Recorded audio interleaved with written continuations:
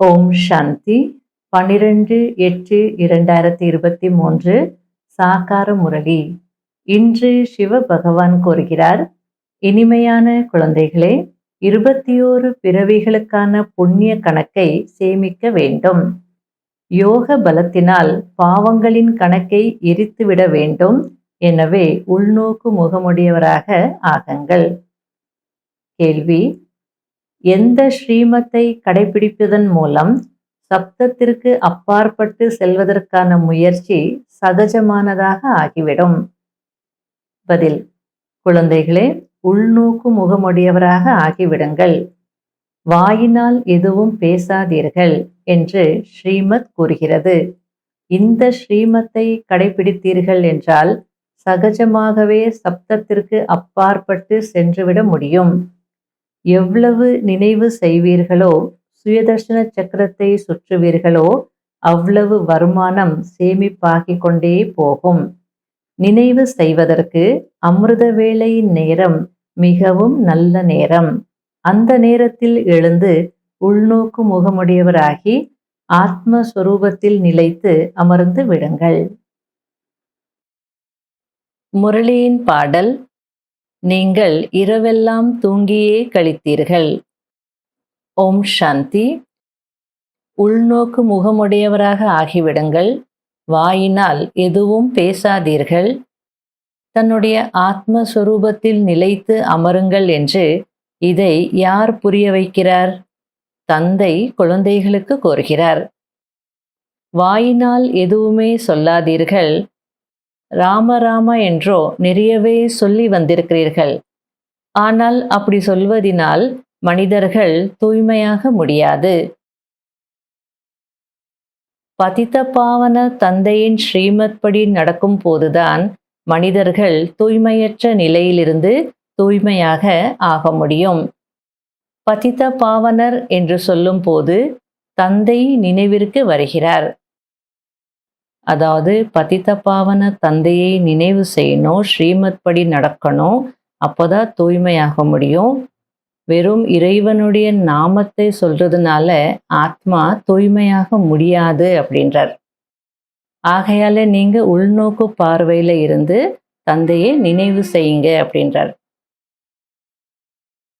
தந்தையை அறிந்து கொள்வதற்காக எவ்வளவு கஷ்டப்படுகிறார்கள், ஆனால் அறிய முடியாமல் இருக்கிறார்கள். நீங்கள் தந்தையின் குழந்தைகளாக ஆகியிருக்கிறீர்கள். எனவே தந்தை தன்னுடைய அறிமுகத்தை கொடுக்கிறார். என்னுடைய ஸ்ரீமத் படி நடங்கள், உள்நோக்கு முகமுடையவர் ஆகுங்கள், வெளிநோக்கு முகமுடையவராக ஆகாதீர்கள் என்று தந்தை புரிய வைக்கிறார். இப்பொழுது இந்த நேரம் கார் இருளாக இருக்கிறது. இதற்கு இரவு என்று சொல்லப்படுகிறது. இப்பொழுது பகல் வரப்போகிறது. கலியுக கடைசிக்கு காரிருள் என்றும் சத்தியுக ஆரம்பத்திற்கு வெட்ட வெளிச்சம் என்றும் சொல்லப்படுகிறது.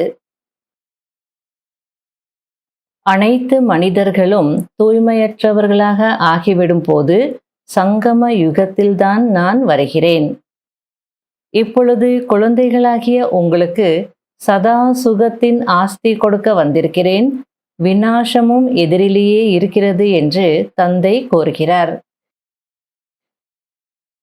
எத்தனை ஜீவாத்மாக்கள் இருக்கிறார்களோ அவர்கள் அனைவருமே சரீரத்தை விட்டுவிட்டு தங்களுடைய வீட்டிற்கு பாபாவிடம் சென்று விடுவார்கள். அது நிராகார மரமாகும். அது ஆத்மாக்களாகிய நம்முடைய வீடு சாந்தி தாமமாகும். பிறகு நாம் சுகதாமத்திற்கு வருவோம். எல்லையற்ற தந்தை அவசியம் எல்லையற்ற ஆஸ்தியை கொடுப்பார் அல்லவா? தந்தையோ உயர்ந்ததிலும் உயர்ந்தவர் ஆவார். குழந்தைகளுக்காக வைகுண்டத்தின் பரிசை கொண்டு வந்திருக்கிறேன் என்கிறார். உள்ளங்கையில் சொர்க்கத்தை கொண்டு வந்திருக்கிறேன் என்கிறார். கிருஷ்ணரை தெய்வீக குணங்களுடைய மனிதர் என்று சொல்லப்படுகிறது. அவர் முதல் இளவரசர் ஆவார். அதாவது தேவதைகளும் மனிதர்கள்தான், ஆனால் அவங்களுக்குள்ள தெய்வீக குணங்கள் இருக்கும். அனைவரும் அவரை ஊஞ்சலில் ஊஞ்சலாட்டுகிறார்கள். சிவபாபாவை ஒருபோதும் ஊஞ்சலில் ஊஞ்சலாட்டி இருக்க மாட்டார்கள். ஏனென்றால் அவர் ஒருபோதும் குழந்தையாக ஆகுவதே இல்லை. சில நேரங்களில் நான் உங்களுக்கு குழந்தையாக இருக்கிறேன், ஆகையால என்னை உங்களுடைய வாரிசாக ஆக்கிக்கோங்க அப்படின்னு பாபா சொல்வார். அதுக்கு காரணம் சொல்கிறார். நான் ஏன் அப்படி சொல்கிறேன் அப்படின்னா, என்னை நீங்கள் வாரிசாக்கிக்கிறது அப்படின்னா என்ன அர்த்தம்? உங்களுடைய உடல் மனம் பணம் எல்லாத்தையும் எனக்கு அர்ப்பணம் செய்யணும். அப்படி நீங்கள் எனக்கு அர்ப்பணிச்சிட்டீங்க அப்படின்னா என்னுடைய ஆஸ்தியெல்லாம் நான் உங்களுக்கு அர்ப்பணம் செய்துடுறேன். நானே உங்களுக்கு அர்ப்பணம் ஆயிடுறேன். அப்போ நான் உங்களுக்கு அர்ப்பணம் ஆயிடுறேன் அப்படின்னா பாலகன் ஆயிட்டேன்னு அர்த்தம் இல்லையா அப்படின்ற. சத்யுகத்தில் யாரும் தூய்மையற்றவர்களாக இருப்பதில்லை. எனவே தூய்மை ஆகுவதற்கு அங்கு குருவின் அவசியமே இருக்காது. குழந்தைகளே, தங்களை ஆத்மா என்று உணருங்கள். தேக அபிமானத்தில் இருக்காதீர்கள் என்று தந்தை கூறுகிறார். நான் ஆத்மா, நான் இந்த சரீரத்தின் மூலமாக படிக்கிறேன் என்பதை உணருங்கள். ஆத்மாதான் இந்த கர்மேந்திரியங்கள் மூலமாக படிக்கிறது. ஆத்மாதான் கேட்கிறது. இவை புரிந்து கொள்ள வேண்டிய விஷயங்கள் ஆகும், கட்டுக்கதைகள் அல்ல. இப்போது ராஜ்யம் ஸ்தாபனை ஆகிவிடும். பிறகு யார் எவ்வளவு முயற்சி செய்தார்களோ அவ்வளவுதான். பிறகு விநாசமாகிவிடும். எனவே இப்பொழுது கவனக்குறைவாக இருக்கக்கூடாது. அதிகாலையில் எழுந்து நினைவில் அமர்ந்துவிட வேண்டும். எந்தளவு நினைவின் சார்ட் வைப்பீர்களோ அந்தளவு நல்லது. பிறகு அந்த அளவிற்கு உயர்ந்த பதவி அடைவீர்கள். சிவபாபாவின் கழுத்து மாலையாக ஆகிவிடுவீர்கள். மனம் என்ற கண்ணாடியில் நான் லக்ஷ்மி நாராயணரை மனம் முடிக்க தகுதியுடையவனாக ஆகியிருக்கிறேனா, நான் பாபா மம்மா போல சேவை செய்கிறேனா என்று பார்க்க வேண்டும்.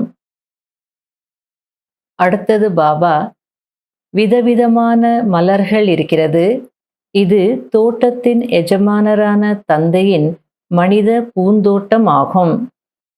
அதிலும் பாருங்கள், குமார்கா, மனோகர் எவ்வளவு நல்ல நல்ல மலர்களாக இருக்கிறார்கள். இவர்கள் ரத்ன ஜோதி மலர்கள். ரத்ன ஜோதி அப்படின்னா மயில் மாணிக்கம் மலர்கள். அப்போ பிரகாஷ்மணி தாதி, மனோகர் தாதி அவங்களெல்லாம் பார்த்துட்டு இவங்க அது போல நல்ல மலர்களாக இருக்கிறாங்க அப்படின்றார். பாபா இந்த தோட்டத்தை பார்த்து பிறகு அந்த தோட்டத்திற்கு சென்று மலர்களை பார்க்கிறார். தோட்டக்காரர் மலர்களை சோதிக்கிறார்.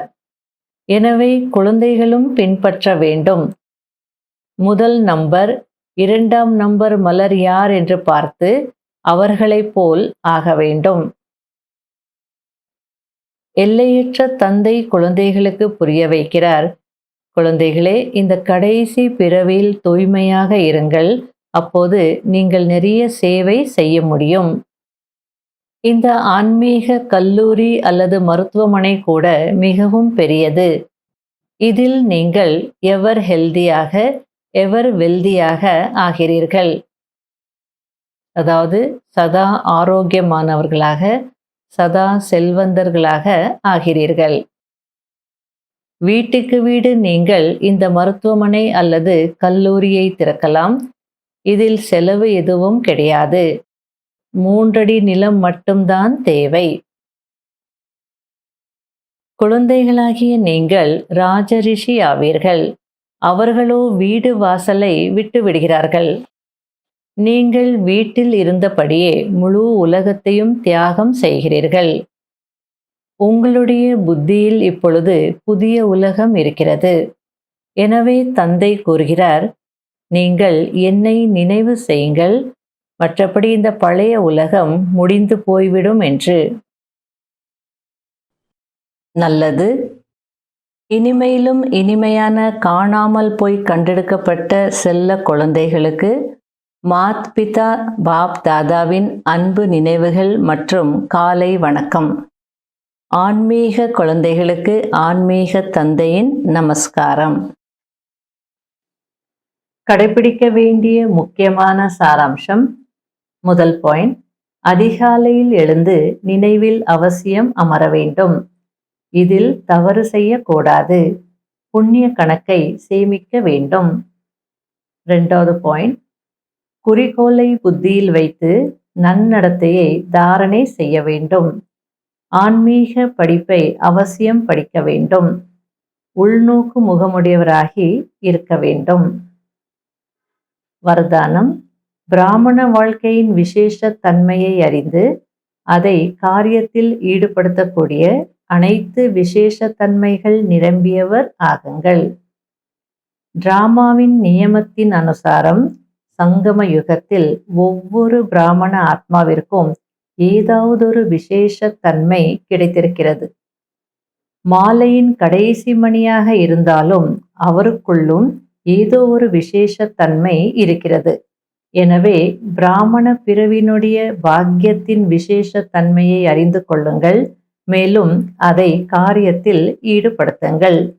ஒரு விசேஷ தன்மையை காரியத்தில் ஈடுபடுத்தினீர்கள் என்றால் மற்ற விசேஷ தன்மைகளும் தானாகவே வந்து கொண்டே இருக்கும். ஒன்றுக்கு பிறகு 0 சேர்க்க சேர்க்க அனைத்து விசேஷ தன்மைகளிலும் நிரம்பியவர்களாக ஆகிவிடுவீர்கள். ஸ்லோகன். மன்மனாபவ என்ற மந்திரத்தின் நினைவு சதா இருந்தது என்றால் அப்போது மனம் அலைவது நின்றுவிடும். ஓம் சாந்தி. இன்றைய அவ்வியக்த சமிகை.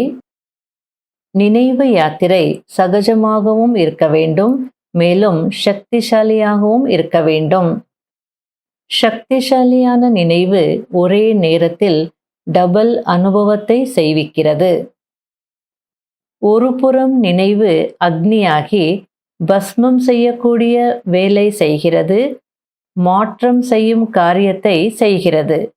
மேலும் இன்னொரு புறம் குஷி மற்றும் லேசாக இருக்கும் அனுபவம் செய்விக்கிறது. இப்படிப்பட்ட விதிபூர்வமான நினைவைதான் யதார்த்தமான மற்றும் சக்திசாலி நினைவு என்று சொல்லப்படுகிறது. ஓம் சாந்தி.